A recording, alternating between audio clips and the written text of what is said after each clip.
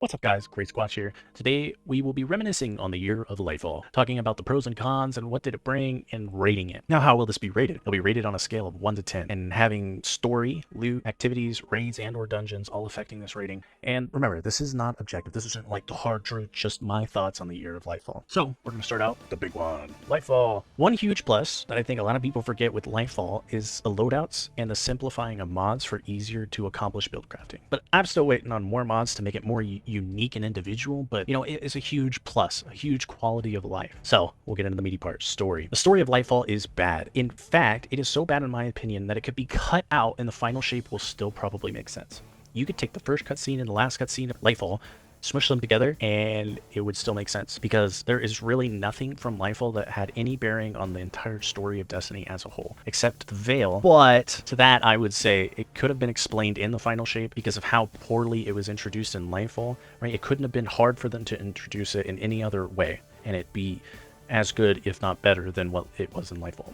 And realistically, Lightfall is a filler expansion. Not much from it has any bearing on the overall narrative. Also, one of my peeves with the story of Lightfall was that it was not about stopping the Witness, but acquiring Strand. That was the whole story, was to acquire Strand. So much of the story hinges on this, so much so that you cannot complete the story without using Strand. I think that Strand should have been like a side quest, like they did with the Taken King and Solar Titan, Void, Hunter, and Arc Warlock, that they should have just had it as a side point and not the only point of the story. Otherwise, the gameplay was good, and again, except how much it relied on Strand, and how the campaign made Strand seem so much stronger than it actually is, right? Now, aside from the story, we have the activities, Neomuna and its patrol space. It's alright. It isn't great, but it's alright. And my biggest thing is that everything's just tanky there, especially for a casual patrol space. Like, you can't just go hang out there and shoot some aliens. Like, you have to be ready to fight some wyvern that takes like 6 Gallahorn rockets to kill for whatever reason. Vex incursions, they are great and fun to do, and the fact that you can get exotics from it is great, but I find it too inconsistent. For those who have lives or jobs, or those that have limited time to play, that are trying to have one of these things show up while playing, but can't because it's so inconsistent, it should have been more consistent, or at least on a set time. Because the only way to guarantee that you actually get to participate in one of these is either you have the Discord bot up or you have the Twitter bot telling you when they occur. Otherwise, the only other way to actually make sure that you don't miss it is that you're just hanging out on Neomuna waiting for one of those to spawn. But the thing is, they're so inconsistent that you could be waiting hours before one spawns. And again, for those that have lives or have jobs or just don't have the time to wait around for one of these, like, you might not even have ever done one of these. And I just think it's like kind of silly that it was set up the way it was. But the activity itself, pretty cool. I will say it does tank your FPS, so they need to fix that, but otherwise really good. Terminal overload, it definitely needs more loot. It is way too long for how little loot you get. Yes, you can have like 9 people helping you, but like realistically there's no reason to do it, so because there's no loot. The fact you can't get craftable weapons from it, or if you can, they're very, very rare, and you can only get one of the 3 non-crafted weapons. But I know these things were done to get people on Neomuna, but it's kind of ridiculous, not gonna lie. Now the raid, it was good and it was bad. It is a good beginner raid, but lacks whole team participation to finish, which just comes down to 2 to 3 people knowing how to do the mechanics while the rest just exist. It is not a good mechanic if you have, like, half the team is just ad clearers. But the story, the lore, and the location of the raid was really good. I liked it. I liked how we were essentially reviving Nezrek just to kill him. It is a cool concept, right? Now we get on to the loot. The loot was good, and Strand as a new damage type for weapons is awesome, but loot was hard to get. Like I said before, the craftable Neomuna weapons are annoying. So annoying so that people would load into instances of terminal overload just to get heroic patrols because that was the only consistent method to get them. But being that it was the only efficient method, and because you were just like, it's kind of a cheese to keep reloading instances to get what you want, Bungie nerfed it. So I feel bad for anybody wanting to go get those weapons now, because trying to get them to drop from Nimbus or drop at all is awful, right? I don't know why they nerfed it, but good luck if you're trying. The raid loot is amazing. It's still most of it's top of its class now. And the crazy thing is, it's more consistent to get than the Neomuna weapons are. So my rating on Lightfall, it was a 3.5 out of 10. The story was bad. The quality of life changes, an example of loadouts and mods and all these other things were great, but Neomuna is mid and the activities are mid, and the story really just brings it down, right? I really don't like the story of Lightfall. It could have been done in so many different ways to make it better, and again, such a reliance on Strand was terrible. Season of Defiance. Now, as with every season that comes out with an expansion, they are mostly mid to bad because the main thing is supposed to be the expansion, not the season. So story. The story this season, the season of Defiance, made absolutely no sense to me. Maybe there was something I'm missing, but it was bad. So the lowdown is that we are stopping the Shadow Legion from kidnapping people, but it really doesn't explain why they're doing it. Are they doing it to distract us or weaken our forces? Is it so the Witness can turn them into Dread? Who knows? And it basically ends with Amanda Holiday dying, which is someone who we have never really interacted with at all.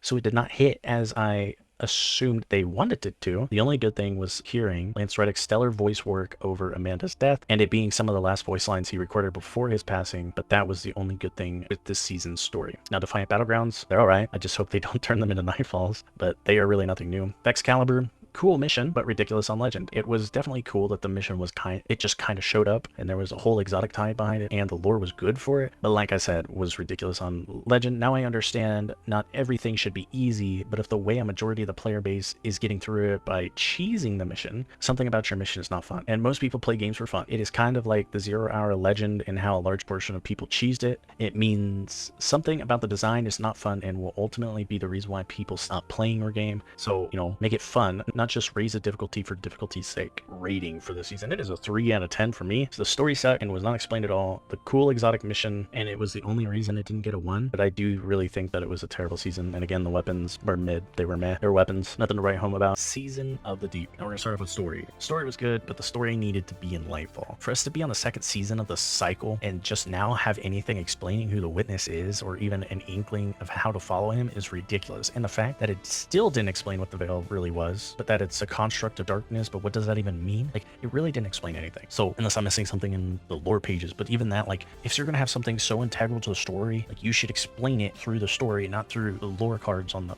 back end. Like, it's kind of cheating and it really doesn't make sense. A majority of people will not see it. So they need to explain it. So the story is all right. Salvage, I absolutely hate this activity. It's basically, let's make a 6-man activity that doesn't have enough enemies for 6, but on Legend, the enemies are tanks for no absolute reason. I just think it's a lame activity. It didn't do anything. Like I said, there was no enemy density, and on Legend, everything was just had so much health that it wasn't fun. So deep dives, cool in concept, but I think failed in execution. The power-ups really didn't matter. And when you get to later depths, everything has ridiculous health and one-shots you. This might be a moment where some say get good, but I know a lot of people who did not like this activity because of the weird ramp and difficulty and the fact that power-ups you buy at the end of rounds felt like they didn't do anything. I think the weird ramp and difficulty was because of the power-ups, because the power-ups felt like they were useless or there was no feedback that actually told you it was doing anything, that it felt terrible. And also the stupid modifiers, but we'll talk about that later. Fishing, I actually think it was a dope activity, but I think because Destiny lacks a lot of features like world chat or even public text chat, a huge social opportunity was missed. I personally think Destiny is missing these moments and activities where you can just chill. Destiny really is the only MMO game where you can't just chill with somebody on some side activity like fishing, where it's not like the normal activity where you can just sit there and be like, yo, you know, just chilling. I think that fishing would have been a lot better if Destiny didn't lack social interactions. Honestly, I'm kind of bummed this is going to be vaulted,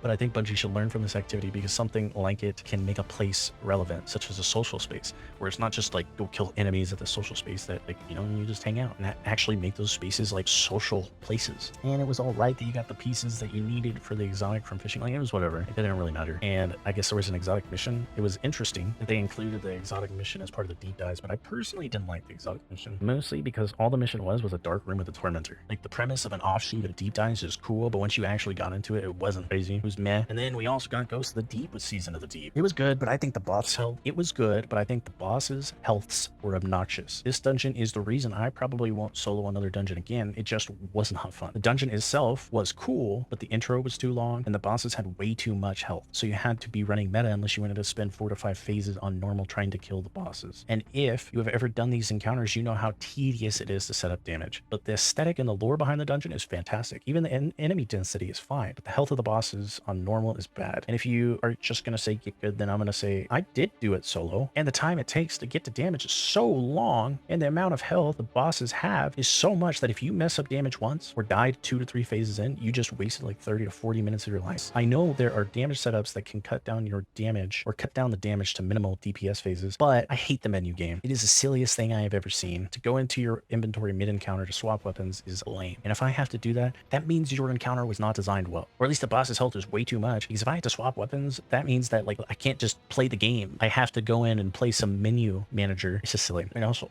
remember, in this timeline, this is when Destiny as a whole started trending down because of the poor reception of Lightfall and the terrible season coinciding with it. And in this season, having a terrible state of the game. And and then its season ending with that Final Shape showcase, the first Final Shape trailer that we were given. People were just burnt on Destiny. They felt like there was nothing going to happen, and there really wasn't much going on, so the sentiment was down. But what am I going to say about that? This isn't about the community sentiment or anything. It's like, is this season actually good or not? Right? So the rating, 6 out of 10. It's better than mid, but not the greatest. Weapons were cool, but mid. Story was mid. Salvage was bad. Deep dives were a prototype of Bungie testing roguelike mechanics in Destiny. And dungeon was cool, but too tedious. And finishing is honestly one of my favorite things that came out about this season, and it was a side thing. That really was the only thing in the Season of the Deep that didn't keep it from being mid for me. Fishing is, again, the dungeon was all right. I liked the aesthetic and the story and the lore behind it, but the tediousness of the encounters were just terrible. It was longer than most raid encounters. Season of the Witch. The story, it was really good. And it's usually par for the course with the Hive. It's usually pretty good. Too bad it's gone. We also got to raid this season. Prota's End is better than what most expected. It also showed how bad a lot of players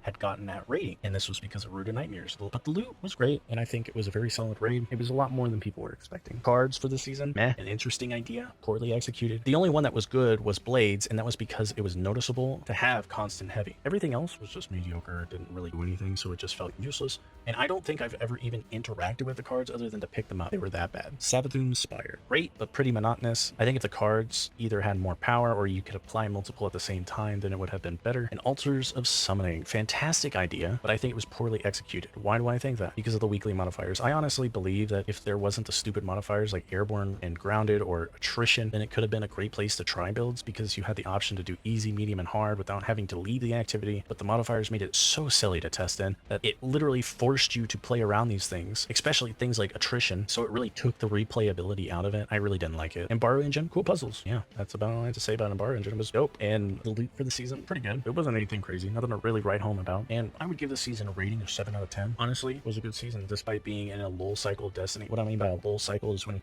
throughout the year, Destiny starts trending down, down, down, and this was like usually about the low point of the season. We saw it the year before, Season of the Plunder, and it's usually gonna happen. It is a good season, and the story was good, the activities were good, minus a few hiccups, and Prota's End was great, so a solid 7 out of 10. And the most recent season, Season of the Wish. I thought the story was fantastic, the best of the year by far, and that is how it usually goes. The last bit of an expansion cycle has some of the best story, with the confusion on why Riven's eggs were scattered, and the exotic mission tying in and showing that Riven's lover cast them away until someone who could fulfill the wish to protect the eggs had come, and us trying to use Riven to wish into the portal. I thought it was good. I thought it was well done. It just sucks that all of it's leaving, it's silly. So we'll start with the activities after the story, obviously, but we've done the story. So, the activities. Riven's Lair and Coil. Honestly, best activity they have ever made. Most rewarding and engaging activity. Also, the bonuses on the round end were good. I still don't like weekly modifiers, but it sucks that Coil's not going to be available after the Final Shape because it was actually pretty good. And the weapons this season, this is the only season where there was really any standouts, and that's Scatter Signal, the fusion rifle from Season of the Wish. Hands down, one of the best fusions in the game. And the linear was pretty good, but other than that, not really anything crazy from the season. Then we also got Warlord's Ruin. I like this better than Ghost of the Deep, and it is a cool dungeon, but definitely the second boss has too much health for the setup required to get to the damage phase. Other than that, a solid dungeon. I would recommend this one, especially since the exotic sidearm and the legendary sidearm are some of the best weapons in the game. Right, the aesthetic and everything about the dungeon was awesome. So, and then we also got the Wishkeeper exotic mission. It's great. It's not too hard, not too easy. I honestly enjoyed this one, and the story behind it is great. It is sent. See, it's gone. It might come back, but I don't know if it'll come back with a cutscene. But it is a solid mission. And remember, this is the longest season ever, and sentiment for Destiny is slowly building back up after the Final Shape delay and a solid season overall. Because things were looking dire, real dire at the beginning of Season of the Wish, and even throughout most of Season of the Wish, it was pretty dire. So, what is the ratings for Season of the Wish? 8 out of 10. The Coil and Warlord's Ruin are amazing. Story is good and an overall positive and well done season. But even the best seasons over 6 months is rough. So there had to have been something else. What else was there? Into the Light. Some of the best free content Bungie has ever given us. I mean, it's some of the best content Bungie has ever given us, period. Not even to mention it was free.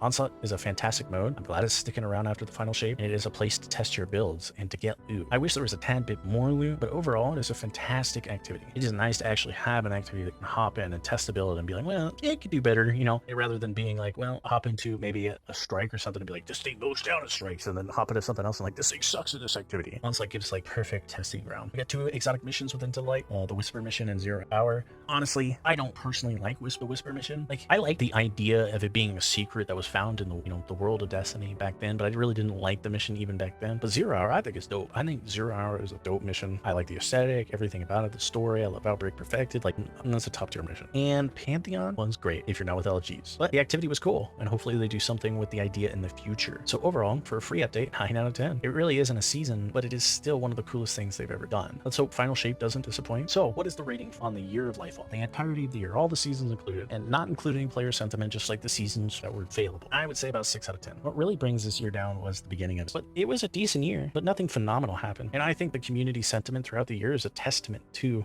this rating, right? We're really high towards the end here and really low towards the start. So it really is an in-between kind of year. So Lightfall was a filler year. There was nothing really substantial story-wise, but a lot of the content towards the end of the year is really good. So, but if you liked my content and want to see more through the Final Shape, make sure to subscribe and like, and also comment what was the worst part and the best part of the year for you. And I will see you all later.